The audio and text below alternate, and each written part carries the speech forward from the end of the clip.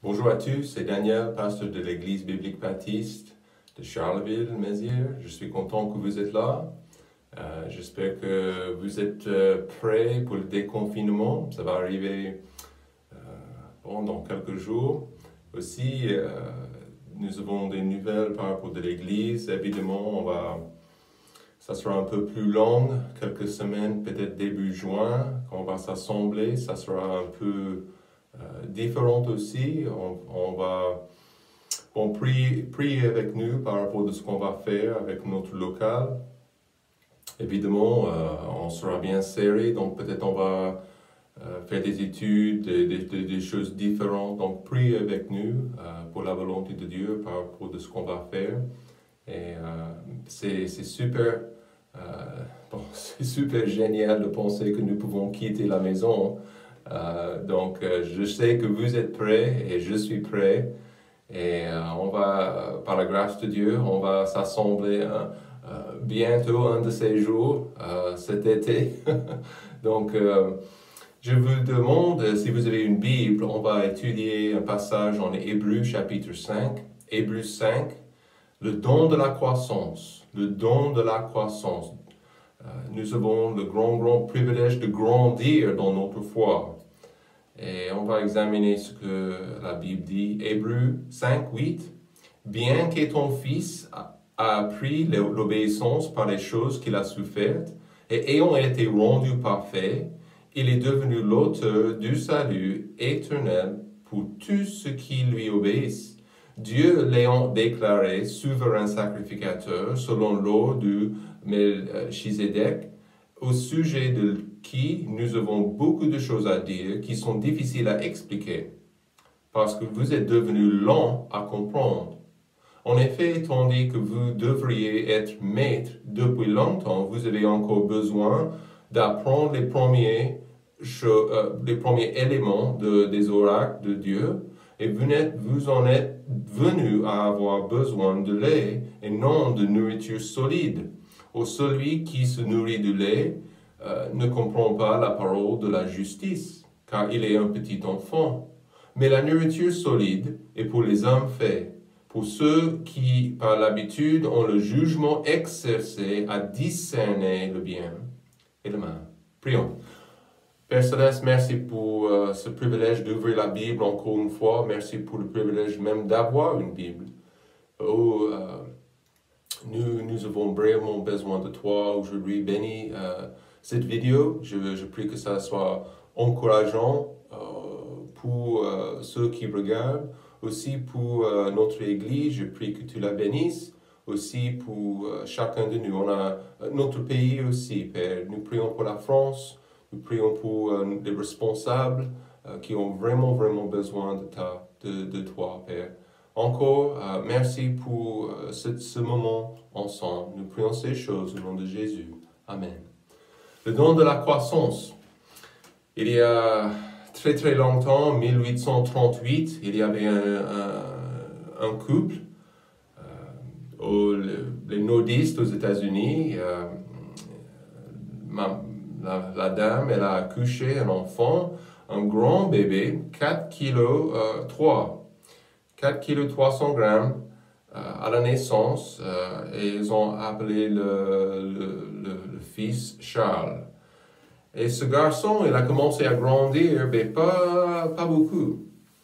De 6 mois, il avait de 6 mois à 4 ans, il a grandi même pas 1 centime. C'est pas beaucoup, n'est-ce pas? Donc, ce garçon, Charles, il était énormément petit. Il n'était pas du tout comme ses frères. Il était super petit.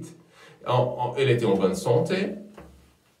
Et sa peau, il n'y avait aucun problème avec son système, son système immunitaire. Il était en très bonne santé. Mais au fur et à mesure, il n'était pas grand, il était petit. Il était une naine. Hein? Et c'était bizarre pour ses parents parce que ses autres frères et sœurs étaient grands.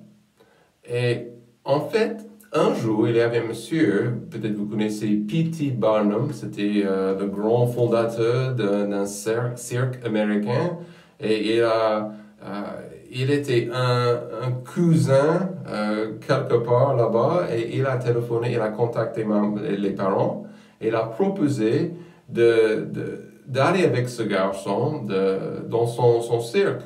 Donc ce garçon, il est devenu le général Tom Puce. OK? Et ce garçon, pendant des années, pour presque le reste de sa vie, il a chanté, il a dansé, il s'est produit sur scène, et c'était un grand spectacle, sa taille. Mais c'était un peu compliqué pour ses parents au début. Ils ont pensé qu'il y avait vraiment un problème au niveau de sa croissance, de sa taille. Et vous savez, ça peut arriver dans notre vie spirituelle aussi. Si je ne fais pas attention, je ne vais pas grandir correctement comme Dieu veut. Et Dieu m'a sauvé pour ça. Dieu m'a sauvé pour que je sois mature dans ma foi, pour que je sois mature pour la cause de Christ, comme Jésus-Christ. Okay? Au moment de notre salut, il nous a donné cette vie. La vie abondante, comme Jésus a dit en Jean, la nouvelle vie, une nouvelle vie. Évidemment, la vie éternelle, mais une nouvelle vie à l'intérieur. Les gens sont fatigués par la vie dans notre monde. Et il y a une raison pour ça, parce qu'ils ne connaissent pas le Sauveur. Ils ne connaissent pas Dieu. Donc, au moment du salut, Dieu nous remplit. Il remplit ce vide dans notre cœur que seulement Dieu peut remplir. Et au moment d'accepter Jésus-Christ, il a fait ça pour moi. Normalement, la vie doit être nourrie pour continuer, pour grandir. Dieu veut qu'il y ait un peu de croissance, un peu de maturité de notre part. Notre nouvelle vie en Christ doit grandir. Le principe de la croissance est partout dans la Bible. C'est partout ancienne, principalement le Nouveau Testament, mais Paul a écrit des lettres aux jeunes chrétiens, à Éphèse, à Galates, Corinthe. Ces cellules, ces églises ont reçu des lettres, des exhortations de l'apôtre Paul pour faire quoi? La plupart du temps, des fois, c'était pour corriger un problème dans l'église. Des fois, c'était pour les instruire sur le bon chemin. Mais à la base, c'était pour les aider à grandir, à devenir matures dans leur foi. Ça n'arrive pas par accident, par hasard. Et ça, c'est mon but aujourd'hui, c'est pour vous encourager, pour vous motiver à grandir dans votre foi. Hébreux 6, verset 1, l'auteur il dit, c'est pourquoi laissons les premiers principes de la doctrine de Christ. Donc ça ne veut pas dire que je laisse Christ, je quitte mon église, je quitte le christianisme, non. Il dit, laissons les premiers principes de la doctrine de Christ tendant à la perfection.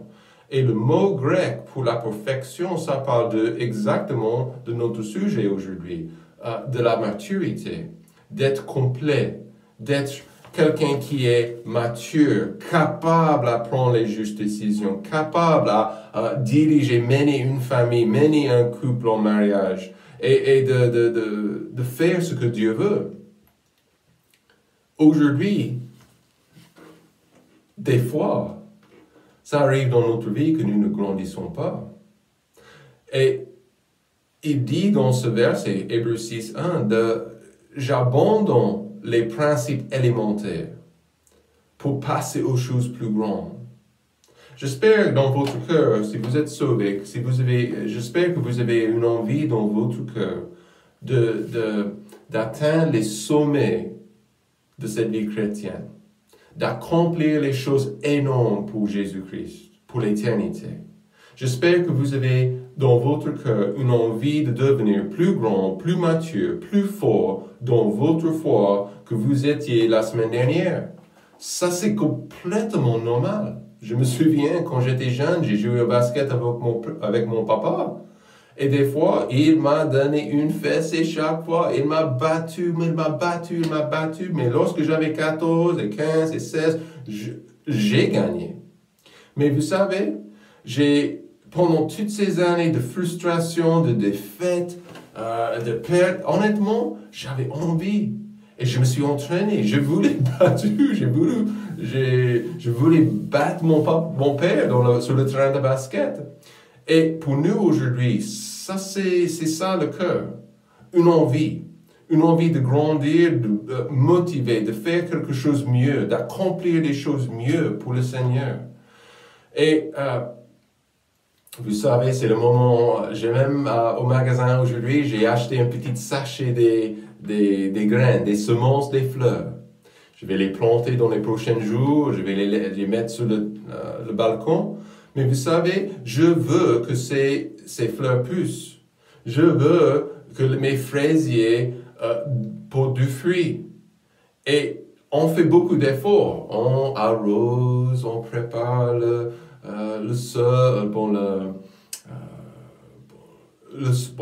ce que nous plantons, on prépare les graines, on prépare les fleurs, on enlève les insectes, des choses comme ça. Mais c'est un effort pour les faire grandir. Trop de personnes font plus d'efforts pour faire pousser leurs chiens ou pour faire pousser leurs fleurs, leurs légumes, et leur esprit est énormément négligé, oublié.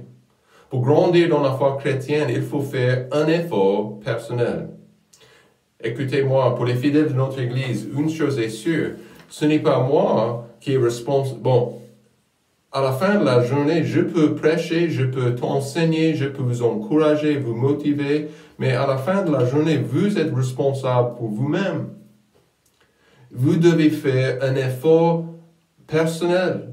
Il faut être engagé dans cette affaire de grandir, cette croissance spirituelle.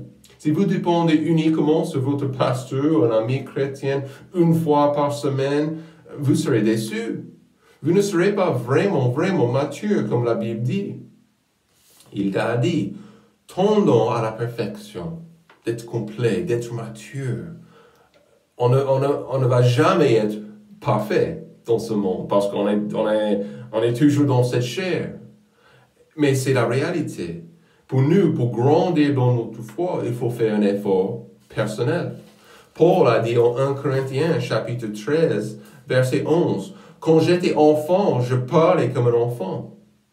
Je jugeais comme un enfant, je pensais comme un enfant, mais lorsque je suis devenu homme, j'ai abandonné ce qui était de l'enfant. » Amen. Et j'espère que vous pouvez dire ça aussi. Il a dit en 1 Corinthiens 14, verset 20, « Frères, ne devenez pas des enfants quant au jugement, mais soyez de petits enfants à l'égard de la malice. » Donc, qu'est-ce qu'il dit ça? Qu'est-ce qu'il dit là? Donc, il faut rester mature par rapport à des choses importantes dans cette vie. Par rapport le monde, les mots que nous voyons dans le monde, la débauche, les mauvaises choses, il faut être... Donc, aujourd'hui, nous avons une responsabilité. Donc, Dieu, bonne nouvelle pour vous, écoutez, Dieu est très intéressé par le quotidien de votre vie. Créateur de tout l'univers est intéressé par votre vie. Si vous êtes son enfant, il est très intéressé par votre quotidien, par votre marche avec lui, quoi que ce soit. Dieu il est en train de coordonner les circonstances pour aider votre croissance.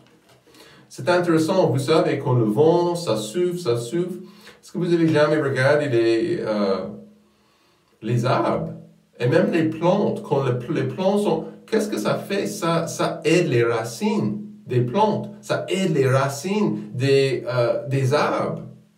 Et qu'est-ce que ça fait? Ça les rend beaucoup plus solides et plus forts, plus enracinés.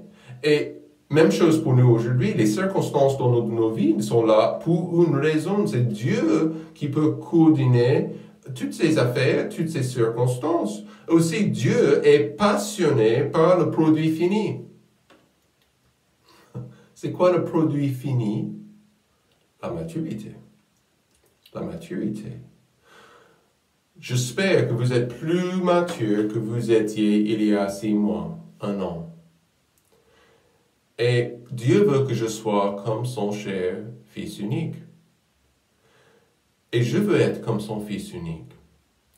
Et ça, c'est le grand but. Et on va parler de ça dans cette leçon, de devenir comme lui. Le long de nos vies. Si Dieu me donne encore 20 ans, 30 ans, il y aura toujours des choses à apprendre. Toujours des guerres on s'engage dans cette guerre. Il y aura toujours des problèmes, des difficultés à faire face. Et pour nous aujourd'hui, qu'est-ce que ça fait? Ça nous rend comme Christ. Ça nous aide, si nous marchons avec lui, de devenir ce qu'il veut. Trop souvent, par contre, nous ralentons. Au lieu d'accélérer, on freine. Au lieu d'avancer, on s'arrête. Nous ralentons dans notre progrès spirituel. Il y a des jours quand nous avançons, et il y a 2 ou 3 jours quand on s'arrête. On ne fait pas de grand chose. On doit être fidèle. On doit être constant dans notre effort personnel de grandir, notre croissance. Nous lisons la Bible, nous marchons avec Dieu, et progressivement les autres activités, des fois, prennent la place importante de notre esprit, dans notre cœur. La télé, Netflix, le sport, évidemment, on est bien limité en confinement. Mais écoutez-moi, il faut faire un effort personnel pour grandir. Il nous faut faire des priorités dans nos vies pour le côté spirituel. Ce n'est pas juste, je passe à l'église 1 fois par semaine, un jour, je regarde une vidéo sur YouTube et voilà, c'est tout. Non. Comme un enfant de Dieu, je dois grandir. Peut-être nous sommes comme ton puce. Hein? On n'a pas grandi. On était petit au début de notre vie chrétienne et du temps après, nous sommes exactement dans la même situation. Sauvés, pardonnés, en route pour aller au ciel, mais pas en train de grandir comme Dieu veut. Pas en train d'accomplir ce que Dieu veut dans notre vie personnelle et pour la cause de Jésus. Il faut se livrer à la croissance spirituelle. Okay? Donc, mais voyez les marques avec moi, Hébreux 5, voyez les marques des croyants immatures, des croyants qui ne sont pas matures dans leur foi. Numéro 1, vous voyez qu'ils sont lents à comprendre. Verset 11, la Bible dit, au sujet de qui nous avons beaucoup de choses à dire. Donc, nous ne savons pas avec certitude que si c'était Paul ou un autre apôtre qui a écrit cette épître. C'est pas sûr. Mais, une chose est claire, il a beaucoup de choses à dire qui sont difficiles à expliquer. C'est assez profond. Des doctrines bibliques, il y a certains enseignements bibliques qui sont un peu plus profonds parce que vous êtes devenus lents à comprendre. Pour Paul, il avait, et évidemment, on ne sait pas si c'était Paul, mais c'est juste un exemple. Paul, il avait investi beaucoup dans les vies de ses convertis. Et vous pouvez voir ça en Romains 1, 2 Corinthiens, Galates, Éphésiens, Philippiens, Colossiens. Tous ces groupes, toutes ces églises, ces assemblées, ces chrétiennes, il avait beaucoup investi. Mais pour la prochaine génération des chrétiens juifs, juste sur un petit rappel, cette épître était écrite peut-être vers 50, 55, et vous savez que Jésus était crucifié vers l'an 33, 34. Donc, c'était la prochaine génération des chrétiens juifs.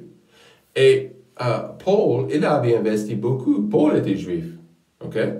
Pour la prochaine génération des chrétiens juifs, son conseil était valable, et c'est valable aujourd'hui. Il avait beaucoup de choses à les enseigner, beaucoup de choses à leur partager, mais Mais le problème était que ces chrétiens étaient lents à comprendre. Ils ont refusé des choses. Bon, ce n'est pas qu'ils ont refusé, ils n'avaient pas la maturité pour manger, si je peux dire, et on va voir ça, pour manger spirituellement ce que les apôtres et les grands chrétiens avaient à offrir. Ces chrétiens n'avaient pas investi le temps correctement. Ils n'avaient pas passé le temps correctement pour grandir comme Dieu voulait. Vous n'allez pas prendre la juste décision par hasard. C'est choquant, n'est-ce pas? Vous n'allez pas trouver la volonté par hasard, la volonté de Dieu. Vous n'allez pas être la personne mature, la personne que Dieu veut dans cette vie par hasard. Comme j'ai déjà dit, il faut faire un effort. Mais aujourd'hui, pour discerner, fin de verset 14, il a dit, le jugement exercé à discerner le bien et le mal. Il y a énormément de pièges dans ce monde. Il y a énormément de pièges dans cette vie. On a vraiment besoin de Dieu. Et si nous ne sommes pas capables à discerner entre une bonne décision et une mauvaise décision, le bien et le mal, Satan va nous croquer. N'est-ce pas? Il va prendre davantage de nous et il va ruiner nos vies, notre efficacité pour l'éternité. S'il vous plaît. Nous avons une responsabilité. Mais une personne immature, sans maturité, lent à comprendre. Lent à comprendre. Il faut un programme de progression, de croissance. Je me souviens, quand j'étais jeune, 16 ans, 17, j'ai joué pour une équipe de basket aux États-Unis et en Floride, il fait très chaud. Mais tout est climatisé, les voitures, les maisons, les écoles, tout est climatisé. Mais chaque été, avant de démarrer la saison de basket, vous savez ce que nous avons fait, notre coach nous a fait? On a fait un grand programme de courir. La seule chose que nous avons fait, c'était de courir, courir, courir, courir. Et on était prêts. Lorsque quelques mois après le début de nos cours, en septembre, début de la saison de basket, on était en bonne santé, en plein fond, prêts. Et il faut faire ça pour grandir correctement.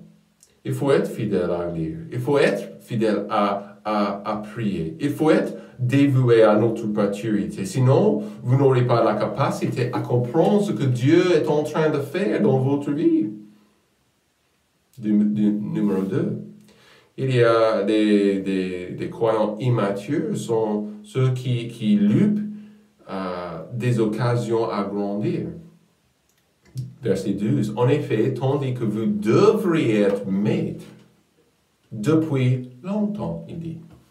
Donc, ces chrétiens, ces Hébreux, étaient sauvés pendant longtemps. Ils étaient chrétiens pendant longtemps. Mais qu'est-ce qui s'est passé dans leur vie personnelle? Ils ont gaspillé leur temps. En effet, en Actes, par exemple, Paul, il a beaucoup voyagé comme un missionnaire, un prédicateur, ambassadeur de Christ. Il a passé des mois et il a implanté des églises. Mais vous savez, après 6 mois, 1 an, 2 ans, ou moins peut-être, il est parti et il a continué dans son voyage. Prochain village, prochaine ville, et il a implanté une autre église.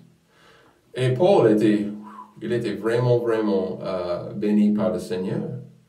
Mais il est parti. Malheureusement, ces chrétiens juifs avaient gaspillé la suite, le temps après. Plus ils n'étaient pas capables d'enseigner, capables de partager.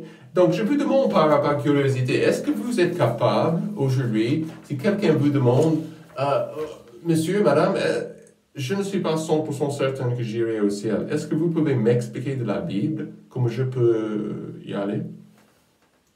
Est-ce que vous êtes capable de faire ça? Est-ce que vous êtes capable de vous exprimer par rapport les doctrines fondamentales par rapport de la Bible? Si vous n'êtes pas prêt, vous n'êtes capable, comment est-ce que la France va savoir? Comment est-ce que ça serait possible pour les membres de votre famille soient sauvés comme vous? Mature. En effet, tandis que vous devriez être maître depuis longtemps, vous avez encore besoin d'apprendre les premiers éléments des oracles de Dieu. Vous en êtes devenu à avoir besoin de lait. Donc, l'esprit est comme un muscle. Quelques-uns, peut-être, vous faites des fois de la musculation.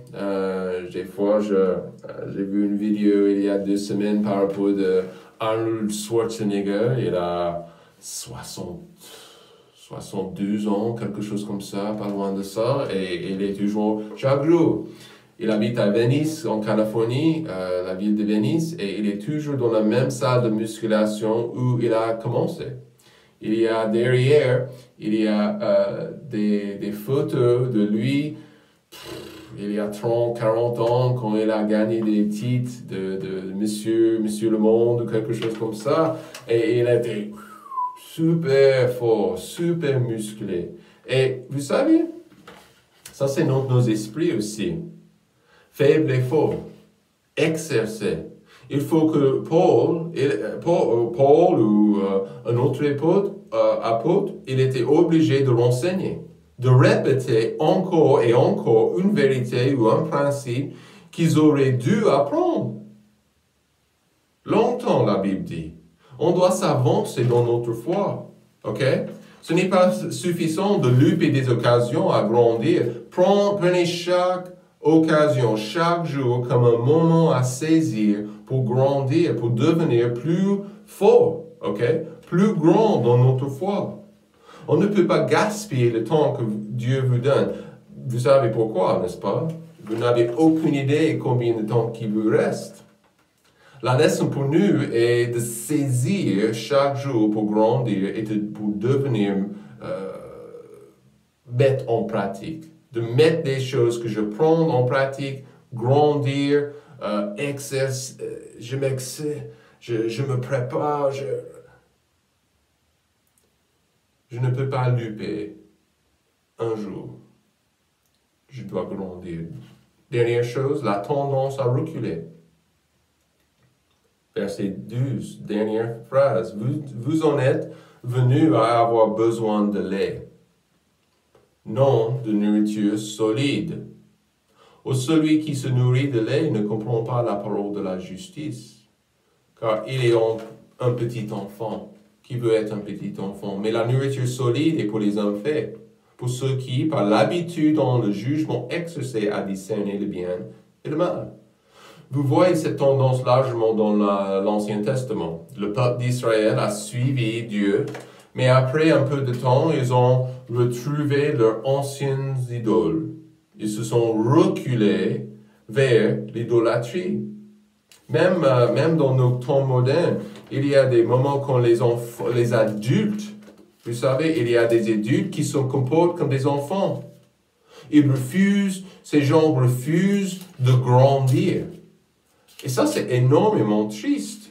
Mais tristement, Dieu a dit en 2 Rois 17, 12, « Et servir les idoles dont l'Éternel leur avait dit, vous ne ferez point cela. » Mais qu'est-ce qu'ils ont fait dans l'Ancien Testament? Ils sont revenus, sont reculés vers les idoles. Ils avaient un moment de repentance, de la repentance dans leur vie, collective comme les Juifs, mais au fur et à mesure, ils sont reculés vers les idoles et l'idolâtrie.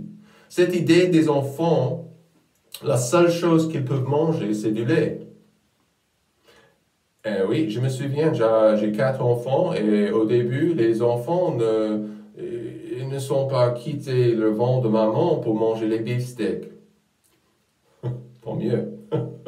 Ok, ils ont démarré avec le lait. Et c'est comme ça.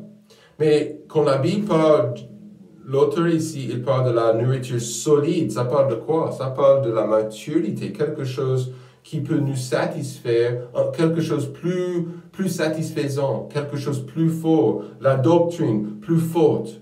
Et on doit se demander dans le contexte, c'est quoi la viande, c'est quoi la nourriture solide? Un beefsteak, d'accord? C'est la chose qui arrive dans ma tête. L'auteur, il parle de la bonne doctrine, la doctrine solide. Et ça ne marche pas aux yeux de Dieu de reculer à l'immaturité spirituelle. Marchez avec lui. Chaque jour. Acceptez les circonstances de votre vie. Refusez, s'il vous plaît, refusez de reculer en arrière. OK? Avancez-vous. Grandissez-vous. OK? Attention aux pièges.